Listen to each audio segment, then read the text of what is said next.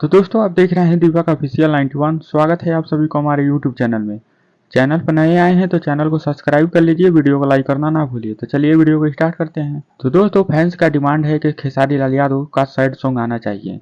काफ़ी दिन हो गया खेसारी लाल यादव का कोई सैड सॉन्ग नहीं आ रहा है। सबका यही डिमांड है कि सैड सॉन्ग आना चाहिए। आप किसी का भी कमेंट बॉक्स जाकर चेक कर सकते हैं, सबसे ज़्यादा कमेंट वही किया गया है कि सैड सॉन्ग कब आएगा। तो पता नहीं खेसारी भैया और खेसारी भैया का राइटर क्या कर रहे हैं कि एक भी सैड सॉन्ग छोड़ नहीं रहे हैं। काफी दिन हो गया सैड सॉन्ग अभी तक नहीं आया है। लास्ट सैड सॉन्ग कब आया था ये भी याद नहीं। हमको तो लग रहा है हल्दी लागे जान के यही सैड सॉन्ग लास्ट था।